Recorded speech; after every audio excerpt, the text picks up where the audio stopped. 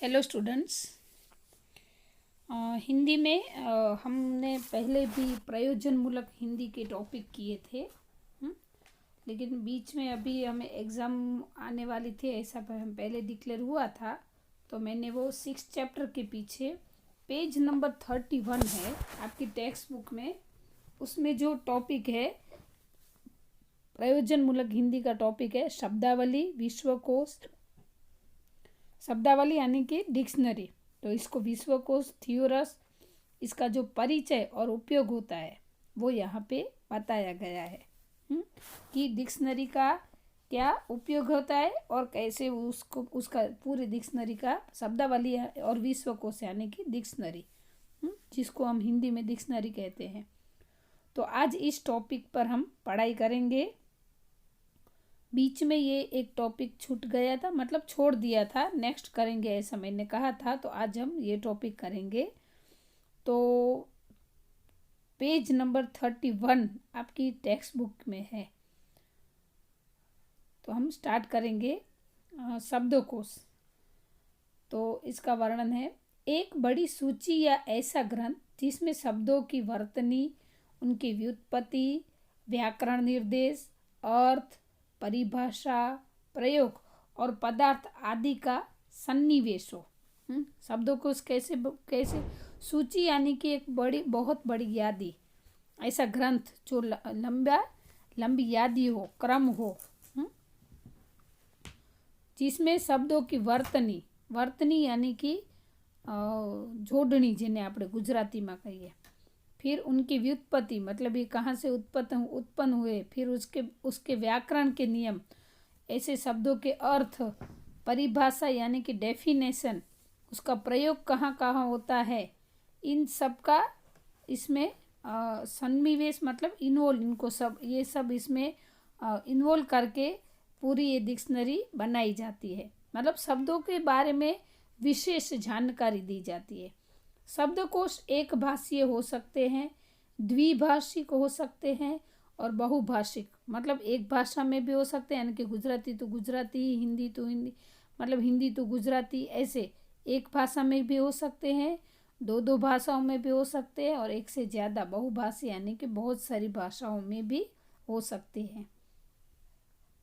अधिकतर शब्दकोशों में शब्दों के उच्चारण के लिए व्यवस्था होती है, जैसे अंतरराष्ट्रीय ध्वन्यात्मक लिपि में, देवनागरी में या ऑडियो संबंध संचिका के रूप में।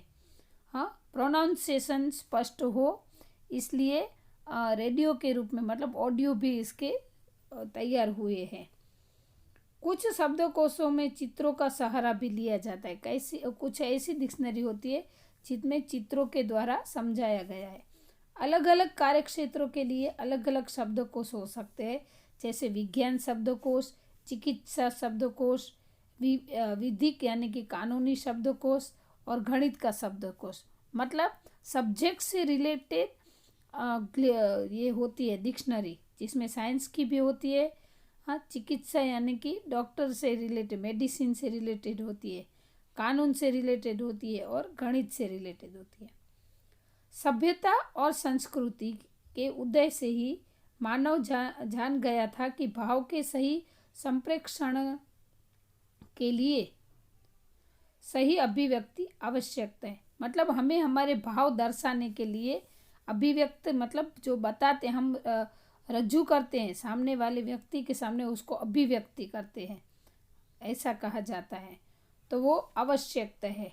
हम हमारा भाव बताने के लिए सामने वाले लोगों के सामने जो हमारा ये बोलते हैं, शब्दों द्वारा भाव व्यक्त करते हैं, उसको अभिव्यक्ति बोलते हैं। सही अभिव्यक्ति के लिए सही शब्द का चयन आवश्यक है। हमें सही तरीके से अपने भाव प्रकट करने हैं, तो उसके लिए सही शब्दों का भी जरूरी है, चयन होना, उपयोग यानी कि उपयोग आवश्यक है। सही शब्द के चयन के लिए शब्दों के संकलन आवश्यक है। सही शब्द का अगर चयन यानी कि उपयोग पहले भी बोला, तो उसके लिए संकलन यानी कि शब्दों को मिलाना, जो सेंटेंस हम बनाते हैं, शब्दों को मिला के पूरा सेंटेंस होता है, तो वो भी आवश्यक है। शब्दों और भाषा के मानकीकरण की आवश्यकता समझकर आरंभिक लिपियों के उदय से बहुत पहले ही आदमी ने शब्दों का लेखा जोखा रखना शुरू कर दिया। इसके लिए उसने कोष बनाना शुरू किया और कोष में शब्दों को इकट्ठा किया जाता है। पहले के जो पुरातन काल में शब्दों को, भाषा को, मानवी कौन कौन से शब्द यूज़ करते हैं, ऐसे ये सब लोगों ने, जो इन लोगों ने डिक्शनरी बनाई है, शब्दकोश बनाया है, तो व्यवहार में आने वाले शब्दों के बारे में जानकारी प्राप्त की कि लोग कौन कौन के शब्द व्यवहार में यूज़ करते हैं, उपयोग करते हैं, फिर उसका अर्थ क्या होता है, उसकी व्याख्या क्या होती है। तो ये सब जानकारी प्राप्त कर करके बहुत सारे लोगों ने इस डिक्शनरी को बनाया है। मतलब शब्दों के बारे में पूरी जानकारी कि कौन सा शब्द हम कहाँ यूज़ कर सकते हैं, इसका मतलब क्या है, ये पूरी जानकारी प्राप्त करने के बाद ही ये एक डिक्शनरी सब बनाई गई है। सबसे पहले है टॉपिक इसका शब्दकोश।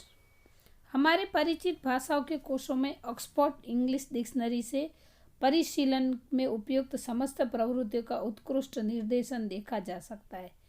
उसमें शब्दों के सही उच्चारण का संकेत चिन्हों से विशुद्ध और परिनिष्ठित बोध भी कराया।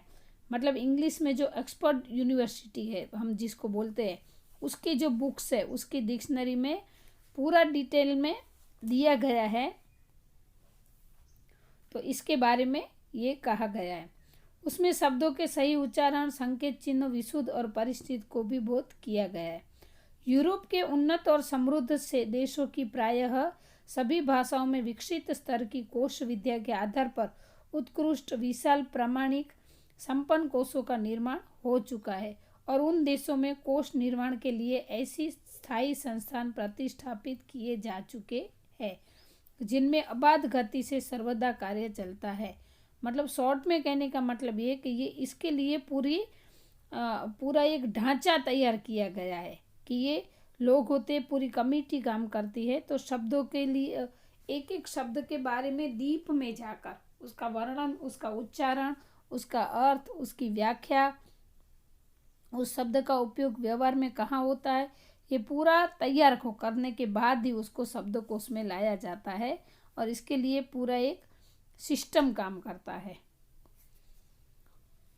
उपलब्ध प्रतिष्ठा और बड़े बड़े विद्वानों का सहयोग तो उन संस्थानों को मिलता है। जागरूक जनता भी सहयोग देती है। मतलब जो लोग उनके साथ लोग भी जुड़े हुए हैं, उनको पता है कि ऐसे संस्थान, ऐसे कमेटियां काम करती हैं, तो लोग भी उनमें हेल्प करती है और बड़े बड़े विद्वानों इसके ऊपर काम करते हैं। अंग्रेजी डिक्शनरी तथा अन्य भाषाओं में निर्मित कोशकारों के रचना विधान मूलक वैशिष्ट्य को अध्ययन करने से अद्यतन कोशों में निर्मनिष्ठ बातों का अनुरोध आवश्यक लगता है। अभी किन किन बातों का ध्यान रखना चाहिए, तो यहाँ पर हमें टॉपिक बताए गए हैं कि डिक्शनरी में जब शब्द आता है तो उससे पहले एक शब्द के लिए किस किस बातों पर ध्यान दिया जाता है, ये हमें टॉपिक वाइज बताया गया है। तो हम ये टॉपिक करेंगे। सबसे पहले क है, उच्चारण सूचक संकेत चिन्हों के माध्यम से शब्दों के स्वरों, व्यंजनों को पूर्णतः शुद्ध और परिनिष्ठित उच्चारण स्वरूप बताना और स्वराघात, बलाघात का निर्देश करते हुए यथासंभव उच्चार अंश के अक्षरों की बद्धता और अबद्धता का परिचय करना। सबसे पहले उच्चारण यानी कि प्रोनाउंसिएशन के लिए उसको बताया जाता है कि हम जानते हैं कि एक वर्ड जो है उसमें स्वर और व्यंजन दोनों मिले हुए। स्वर यानी कि अ आ इ ई है और व्यंजन यानी कि क ख ग घ है। तो ये दोनों मिलके एक शब्द बनता है। तो वो कैसे मिलते हैं, कौन कौन से स्वर है, कौन कौन से व्यंजन है, उसका ये सब उसमें डिटेल में बताकर एक शब्द का परिचय देते हैं। सेकंड है व्याकरण संबंध उपयोगी और आवश्यक निर्देशक देना। क्योंकि ग्रामर में भी शब्द का वो होता है, प्रयोजन होता है। तो ये शब्द या तो लिंग है, स्त्रीलिंग है, पुल्लिंग है, या तो विशेषण के रूप में उस शब्द का उपयोग होता है, भाववाचक संज्ञा में होता है। जो भी है व्याकरण का जो भी टॉपिक है उस शब्द को लागू होता है उसके बारे में जानकारी दी जाता है। हम देखते हैं कि डिक्शनरी में ये ब्रैकेट में ये सब दिया गया होता है। थर्ड टॉपिक है शब्दों की इतिहास संबंध वैज्ञानिक व्युत्पत्ति प्रदर्शित करना, कि या तो उस शब्द का इतिहास या तो विज्ञान से कुछ रिलेशन हो, या तो उस शब्द का उपयोग इतिहास में या तो विज्ञान में होता था, तो उसका भी मीनिंग वहाँ पे शब्दकोश में दिया जाता है। परिवार संबंध अथवा परिवार मुक्त निकट या दूर के शब्दों के साथ शब्द रूट और अर्थ रूप का तुलनात्मक पक्ष उपस्थित करना। पारिवारिक यानी कि व्यवहार में जो शब्द होते हैं तो उसका अर्थ भी हमें बताते हैं। ड है शब्दों के विभिन्न और पृथक्कृत नाना अर्थों के अधिक न्यून प्रयोग क्रमानुसार सूचित करना, मतलब उसके जो मीनिंग है छोटे से छोटे मीनिंग से लेकर उसका प्रयोग कहाँ कहाँ, छोटा से छोटा प्रयोग कहाँ पे होता है, उसका ढांचा तैयार करते हैं। फिर च है उपयुक्त शब्दों अथवा शब्द प्रयोगों की विपो सूचना देना, मतलब इस शब्द का अथवा तो इस शब्द का प्रयोग कहाँ पे करना चाहिए तो इसकी सूचना भी इसमें दी जाती है। शब्दों के पर्याय यानी कि मीनिंग बताना कि इस शब्द का ये अर्थ होता है। संगत अर्थों के समानार्थक उदाहरण देना, मतलब जो उसके साथ में जो दूसरे वर्ड है, एक वर्ड में से 2-3 वर्ड बनते हैं, पर्याय यानी कि एक से ज़्यादा अर्थ होते हैं, तो उसका भी उदाहरण देते हैं। इस शब्द का भी उदाहरण देकर वर्णन किया जाता है। और ज है चित्रों, रेखा चित्रों, मानचित्रों आदि के द्वारा अर्थ को अधिक स्पष्ट करना। कोई वर्ड ऐसे हार्ड होते हैं जो हमारी समझ में नहीं आते हैं तो उसको मीनिंग के साथ प्रकट करते हैं। तो ये थे इसके नियम। तो ऑक्सफोर्ड इंग्लिश डिक्शनरी का न्यूनतम और बृहत्तम संस्करण आधुनिक कोश विद्या की प्रायः सभी विशेषताओं से संपन्न है, मतलब ऑक्सफोर्ड इंग्लिश की जो डिक्शनरी बनी है वो इन सभी विशेषताओं से संपन्न है। नागरिक प्रचारिणी सभा के हिंदी शब्द सागर के अतिरिक्त हिंदी साहित्य सम्मेलन द्वारा प्रकाश्यमान मानक शब्दकोश एक विस्तृत आयास है। जो हिंदी का शब्दकोश है, डिक्शनरी है, उसका वो क्या है, वो भी मानव जो शब्दकोश है प्रकाश्यमान मानक शब्दकोश, उसको भी विस्तृत बनाया गया है। हिंदी कौशलता के लब्ध प्रतिष्ठ संपादक रामचंद्र वर्मा के